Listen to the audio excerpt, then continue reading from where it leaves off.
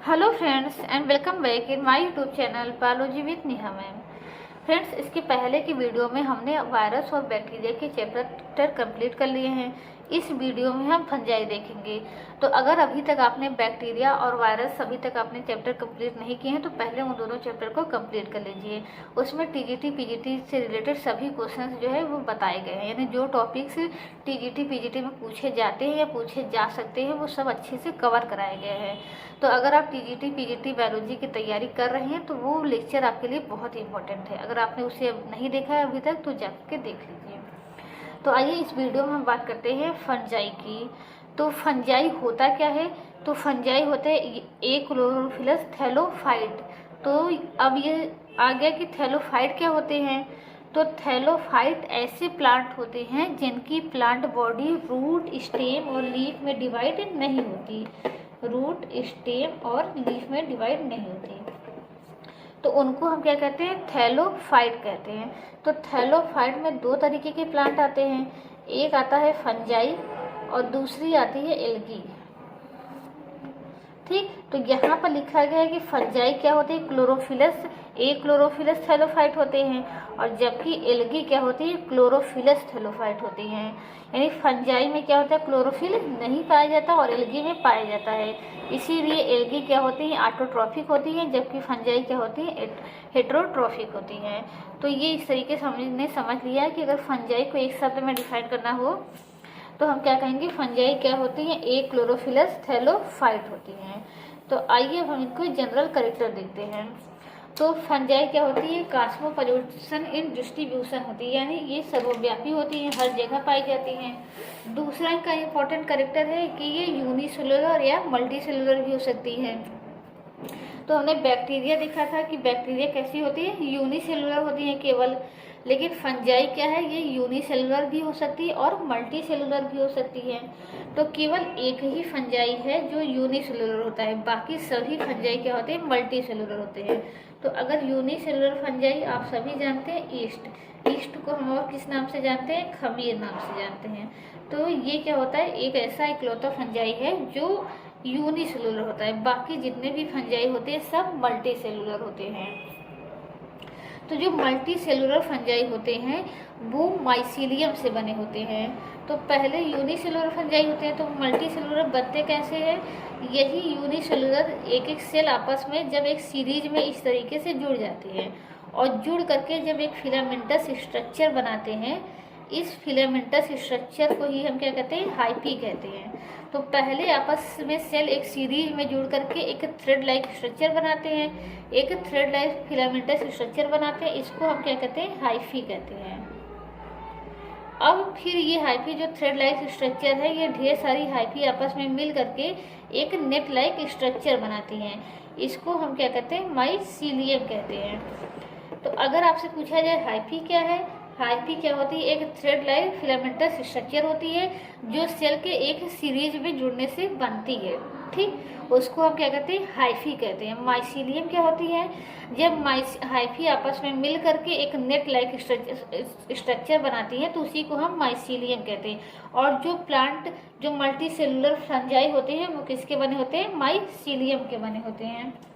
तो इनकी जो ये हाइफी होती है, ये हाइफी दो प्रकार की होती है, एक होती है ए सेप्टेट हाइफी और एक होती है सेप्टेट हाइफी। सेप्टेट और ए सेप्टेट। ठीक, अब इन दोनों में क्या अंतर होता है? सेप्टेट तो ये हो गया, जैसे कि आप देख रहे हैं सेप्टेट हाइफी कि हर एक सेल के बीच में क्या है? सेप्टम है। तो ये हाइफी कैसी हो गई? सेप्टेट हो गई और यूनी न्यूक्लिएट हो गई, यूनी न्यूक्लिएट हो गई।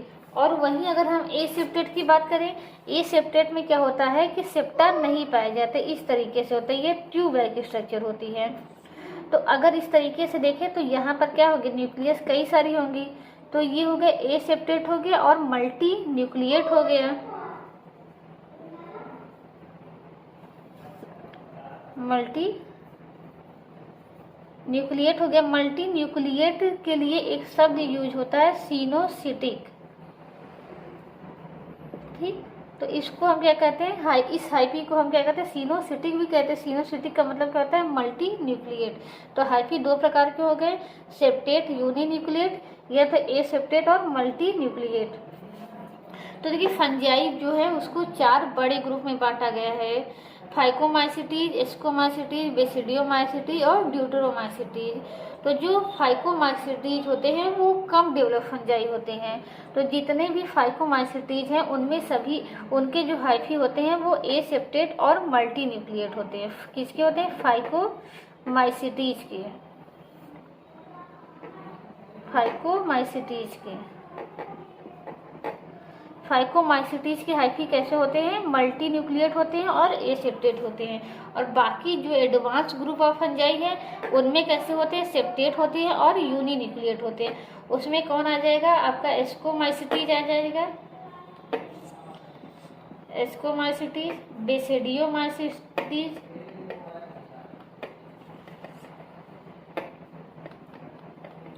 और ड्यूटेरोमाइसिटीज, ड्यूटेरोमाइसिटीज। ठीक, तो इनमें क्या हो गया, सेप्टेट हो गए और इसमें एक में क्या होता है, एसेप्टेट होता है। ये लेस एडवांस होते हैं और ये क्या होते हैं, more advance group of fungi है। तो इस तरीके से क्या हो गया, सेप्टेट 2 प्रकार के हो गए। और अगर हम देखें कि कुछ फंजाई, ज़्यादातर फंजाई ऐसे होते हैं जिनमें सेप्टा क्या होता है, सेप्टा के बीच में एक सिंपल सी पोर होती है, जिसकी वजह से क्या होता है, इनके सेल या साइटोप्लाज्म में जो है आपस में क्या होता है, एक दूसरे से फ्यूज होते रहते हैं, मिलते रहते हैं। तो सिंपल सा एक क्या होता है, पोर रहता है इस तरीके का। लेकिन जो बेसिडियोमाइसिटीज होते हैं उसमें स्पेशल प्रकार का पोर पाया जाता है, जिसको हम क्या कहते हैं, डॉली पोर कहते हैं। तो उस डॉली पोर में क्या होता है कि पोर के दोनों तरफ एक डबल मेम्ब्रेनस स्ट्रक्चर पाया जाता है। जैसे यहाँ एक सेल ये हो गई, एक सेल हम यहाँ बनाते हैं।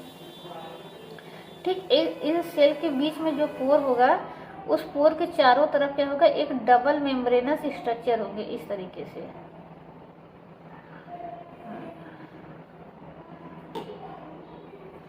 तो इस डबल मेम्ब्रेनस स्ट्रक्चर को हम क्या कहते हैं, पैरेंथोसोम कहते हैं, पैरेंथोसोम कहते हैं।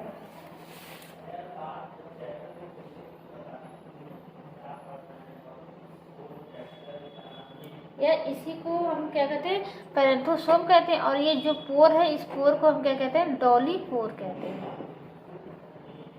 ठीक, तो बाकी जो ग्रुप होता है ascomycetes, basidiomycetes, phycomycetes, ascomycetes, deuteromycetes और फाइकोमाइसिटीज, इन सभी में क्या होते हैं कि नॉर्मल पोर होते हैं। लेकिन जो बेसिडियोमाइसिटीज होता है उसमें क्या होता है, एक स्पेशल पोर होता है, उसको हम क्या कहते हैं, डॉली पोर कहते हैं। और डॉली पोर की खासियत क्या होती है कि डॉली पोर के जो चारों तरफ होते हैं वो डबल मेम्ब्रेनस स्ट्रक्चर होते हैं, इसीलिए इसको क्या कहा जाता है, डॉली पोर कहा जाता है।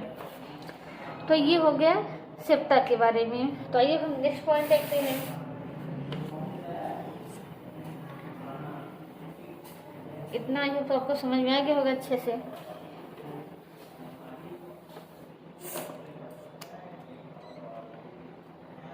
ठीक, तो अगर हम इनकी सेल वॉल देखें तो सेल वॉल, प्लांट की जो सेल वॉल होती है वो किसकी बनी होती है, सेलुलोज की बनी होती है। और इनकी जो सेल वॉल होती है वो किसकी बनी होती है, काइटिन की बनी होती है। इनमें सभी सेल ऑर्गेनेल्स क्या होते हैं, प्रेजेंट होते हैं। केवल इनमें क्या प्रेजेंट नहीं होगा, क्लोरोप्लास्ट प्रेजेंट नहीं होगा। ऑल सेल ऑर्गेनेल प्रेजेंट,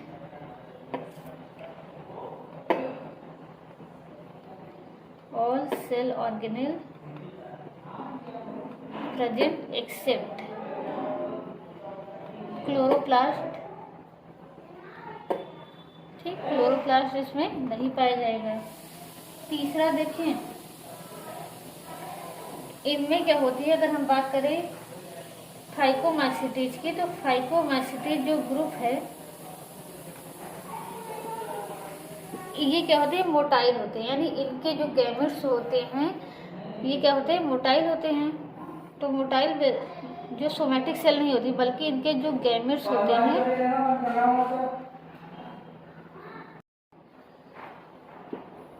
तो इनके जो गैमेट्स होते हैं और स्पोर होते हैं वो क्या होते हैं, मोटाइल होते हैं। लेकिन अगर इसके अलावा हम बात करें एस्कोमाइसिटीज की, बेसिडियोमाइसीटीज की या ड्यूटेरोमाइसीटीज की। तो ये क्या होते हैं, इमोटाइल होते हैं। इमोटाइल का क्या मतलब है कि इनका कोई भी सेल, चाहे वेजिटेटिव सेल हो यानी सोमैटिक सेल हो, या इनके गैमेटिक सेल हो, या इनके स्पोर हो, कोई भी सेल क्या होती है, मोटाइल नहीं होती। ना इनकी वेजिटेटिव सेल, ना ही इनका गैमेट, और ना ही स्पोर। ठीक, ये सभी क्या होते हैं, मोटाइल नहीं होते, और ये सब क्या होते हैं, इसमें मोटाइल होते हैं। तो ये रहा फंजाई का कुछ जनरल कैरेक्टर। तो हमने जनरल कैरेक्टर में क्या लिखा कि फंजाई क्या होते हैं, कॉस्मोपॉलिटन डिस्ट्रीब्यूशन होते हैं। ये यूनिसेलुलर भी होते हैं, मल्टी सेलुलर भी हो सकते हैं, सेप्टेट भी हो सकते हैं, एसेप्टेट भी हो सकते हैं। सेलवाल जो होती है इनकी काइटिन की बनी होती है। इसके अलावा पोर हमने बताया, एक स्पेशल प्रकार का पोर पाया जाता है जिसको डॉली पोर कहते हैं। और इनमें क्या होते हैं, सभी सेल ऑर्गेनल प्रेजेंट होते हैं एक्सेप्ट क्लोरोप्लास्ट। तो अब अगर देखा जाए तो फ्लैजिला पाया जाता है इनमें, और जो फ्लैजिला होता है वो दो प्रकार का होता है, एक होता है विप्लैश फ्लैजिला और एक होता है टिंसिल। फ्लैजिला क्या होते हैं, इनमें दो प्रकार के पाए जाते हैं। विप्लैश फ्लैजिला, इसको हम क्या कहते हैं, एक्रोनिमेटिक कहते हैं।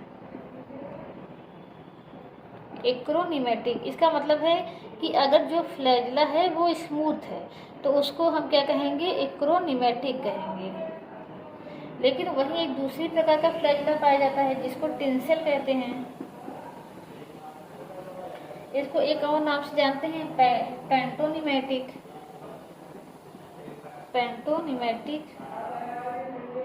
पेंटोनिमेटिक फ्लैजिला में क्या होता है कि फ्लैजिला के ऊपर क्या होते हैं, हेयर लाइक स्ट्रक्चर पाए जाते हैं इस तरीके से। इस हेयर लाइक स्ट्रक्चर को एक नाम से जानते हैं, मैस्टिगोनीम्स।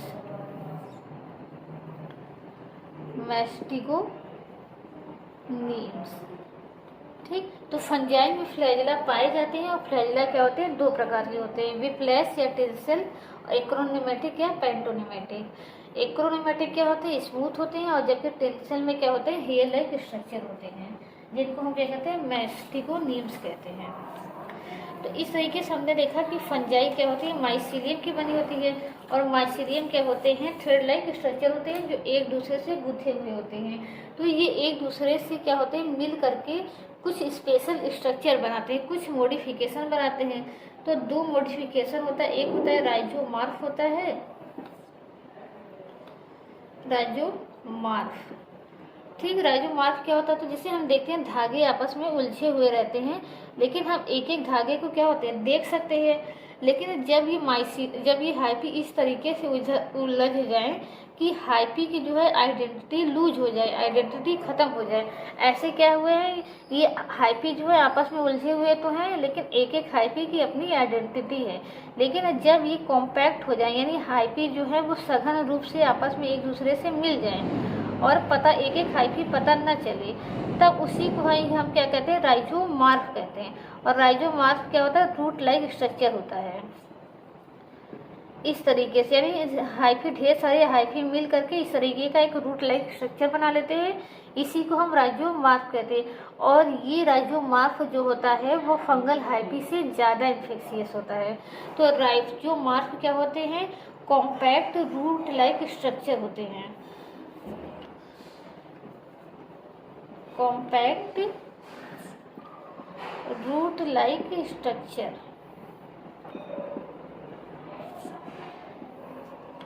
ठीक, और इनमें हाइफी क्या होती है, लूज इट्स आइडेंटिटी,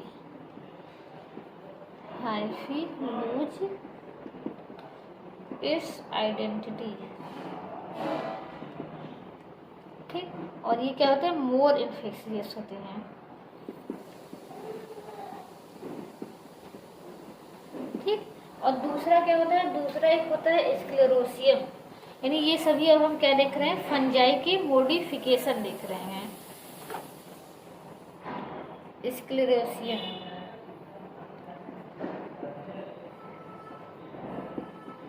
ठीक, स्क्लेरोसियम भी होता है।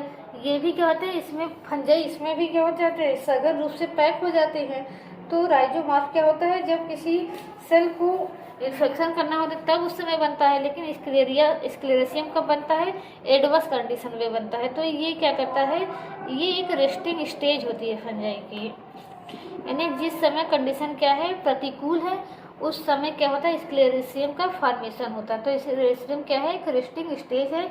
इसमें भी क्या होता है कि हाइफी जो होते हैं आपस में सघन रूप से जुड़ जाते हैं, सघन रूप से गुंथ जाते हैं। तो इसी को हम क्या कहते हैं, स्क्लेरोसिया कहते हैं। इस तरीके का स्ट्रक्चर होता है। और एक होता है हॉस्ट्रिया होता है,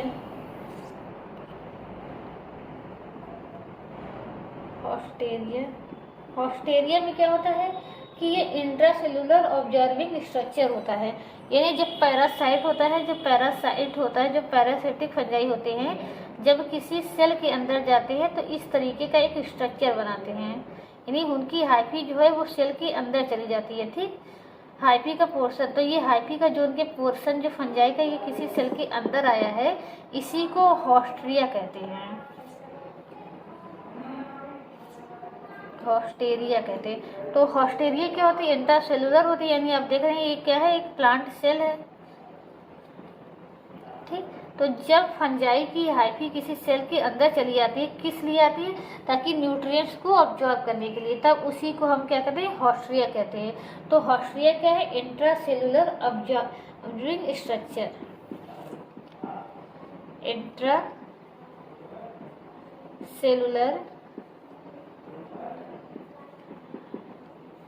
absorbing structure of obligate parasite। ठीक, तो ये भी पूछा जा सकता है हॉस्ट्रिया किस में पाया जाता है, ऑब्लिगेट पैरासाइट में पाया जाता है, कि सेप्रोफिटिक में पाया जाता है, कि फैकल्टेटिव पैरासाइट में पाया जाता है। तो याद रखिएगा हॉस्ट्रिया कहाँ पाया जाता है, ऑब्लिगेट पैरासाइट में पाया जाता है। तो इस तरीके से हमने क्या देखा अब तक, इसके कुछ जनरल कैरेक्टर देखिए। अब आइए आगे भी देखते हैं। तो आइए अब हम देख लेते हैं न्यूट्रिशन इन बैक्टीरिया। तो जो बैक्टीरिया होता है, बैक्टीरिया में कैसा न्यूट्रिशन होता है, हेट्रोट्रॉफिक होता है। क्यों, क्योंकि इनमें क्लोरोफिल नहीं पाया जाता। तो जब इनमें क्लोरोफिल नहीं पाया जाएगा तो इनमें जो न्यूट्रिशन होगा वो हेट्रोट्रॉफिक होगा। और हेट्रोट्रॉफिक, इसमें 3 प्रकार का न्यूट्रिशन पाया जाता है, पैरासिटिक, सेप्रोफिटिक और सिम्बायोटिक। तो आइए सबसे पहले हम देखते हैं कि पैरासाइट फंजाई क्या होते हैं। तो ऐसे फंजाई जो क्या होते हैं, किसी प्लांट या एनिमल को इन्फेक्ट करते हैं और उससे अपना भोजन लेते हैं, तो उन्हें हम क्या कहते हैं, पैरासाइट कहते हैं। ऑब्लिगेट पैरासाइट क्या होते हैं, ऑब्लिगेट पैरासाइट ऐसे होते हैं जो केवल किसी लिविंग से ही अपना भोजन लेंगे, यानी किसी जीव को इन्फेक्ट करेंगे और उससे अपना भोजन लेंगे। अगर इन्हें कोई लिविंग ऑर्गेनिज्म नहीं मिलता तो ये सड़े गले पदार्थ से अपना भोजन नहीं लेंगे। तो ऐसे को हम कहते हैं कि ऑब्लिगेट पैरासाइट। और पैरासाइट में ही एक दूसरी कैटेगरी आती है, सेप्रोफिटिक, फैकल्टेटिव, सेप्रोफाइट।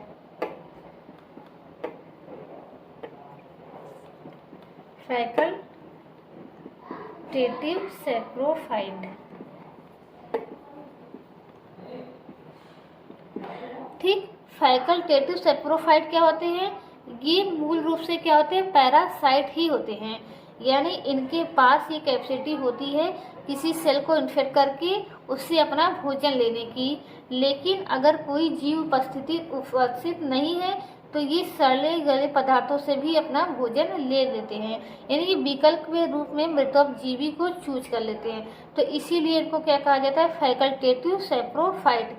इसका मतलब क्या है कि ये मूल रूप से क्या होते हैं, परजीवी होते हैं, लेकिन कोई अगर इनको होस्ट नहीं मिल रहा है तो ये मृतजीवी भी हो सकते हैं। ठीक, तो इनका क्या हो जाएगा, टेक फ्रूट, अब इनका वल्ली हट जाएगा, take fruit from infecting living organism and. तो ये क्या कर सकते हैं, इन द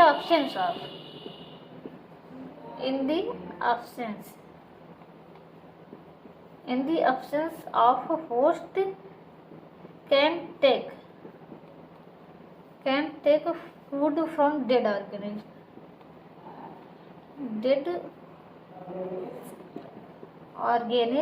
also।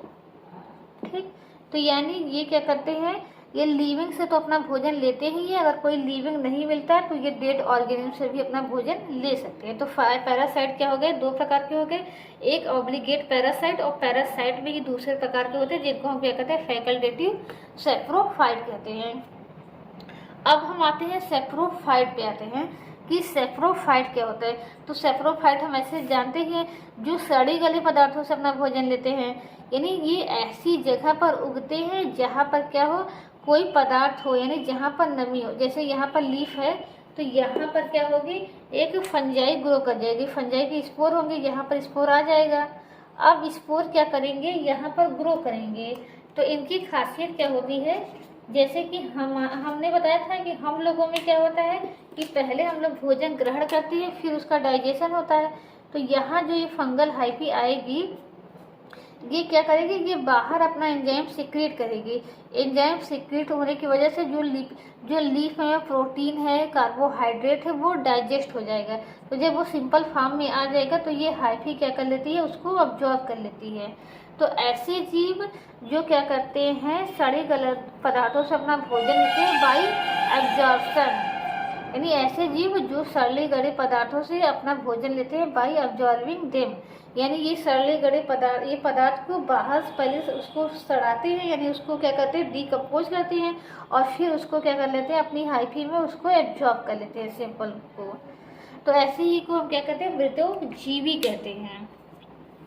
तो मृतोपजीवी भी दो प्रकार के हो गए, एक तो आपका हो जाएगा ऑब्लिगेट सेप्रोफाइट, यानी जो केवल सड़े गले पदार्थों से ही अपना भोजन लेंगे, उनके पास ही कैपेसिटी नहीं होगी कि वो किसी जीव को इन्फेक्ट कर सके, यानी किसी प्लांट को इन्फेक्ट कर सके, उससे अपना भोजन ले सके। और दूसरी कैटेगरी ऐसी होगी जो क्या करेगी, मृतोपजीवी तो होगी ही, लेकिन अगर उससे कोई पदार्थ नहीं मिल रहा है तो वो किसी जीव को भी इन्फेक्ट कर देगी, यानी उसके पास ही कैपेसिटी होती है कि वो किसी और जीव को, यानी किसी और प्लांट को इन्फेक्ट कर सके।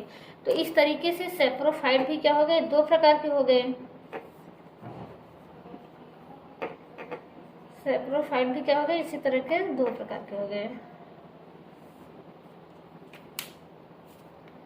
एक हो गया आपको ऑब्लिगेट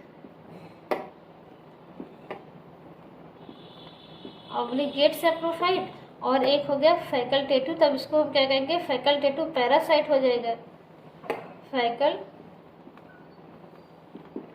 फैकल्टेटिव पैरासाइट।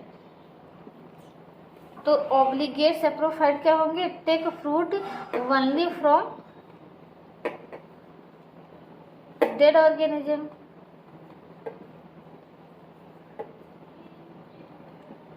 ठीक। तो इनके पास क्या होती है, ये कैपेसिटी नहीं होती कि किसी प्लांट को इन्फेक्ट कर सके, और ये क्या कर सकते हैं, can also infect living plant या लिविंग ऑर्गेनिज्म, ठीक। ये आप सेंटेंस बनाकर लिख लीजिएगा कि ये क्या करते हैं, ये सड़े गले पदार्थों से तो अपना भोजन लेते ही है, लेकिन अगर वो नहीं मिलता तो ये लिविंग ऑर्गेनिज्म से भी अपना भोजन ले सकते हैं। तो देखिए ऑब्लिगेट पैरासाइट क्या होता है, ये हमेशा याद रहेगा। ऑब्लिगेट सेप्रोफाइट क्या होता है, ये हमेशा याद रहेगा। लेकिन कंफ्यूजन इसमें आएगा फैकल्टेटिव सेप्रोफाइट में और फैकल्टेटिव पैरासाइट में अंतर आएगा। तो फैकल्टेटिव का मतलब होता है विकल्प होता है, यानी ये विकल्पी मृतोपजीवी होते। तो आप इससे ये याद रखिए कि मृतोपजीवी को इन्होंने विकल्प के रूप में याद किया है। ये मूल रूप से क्या थे, पैरासाइट थे, और इन्होंने विकल्प के रूप में मृतोपजीवी को चुना है। इसीलिए जो फैकल्टेटिव पैरासाइट होते हैं ये क्या होते हैं, ये मूल रूप से क्या होते हैं, सेप्रोफाइट होते हैं, लेकिन विकल्प के रूप में पैरासाइट चुनते हैं। तो इस सबके हम एक दो एग्जाम्पल याद कर लेते हैं। तो ऑब्लिगेट का जो होगा एग्जाम्पल होगा वो याद रख लीजिए, पक्सीनिया होता है। पक्सीनिया क्या होता है, ऑब्लिगेट पैरासाइट होता है।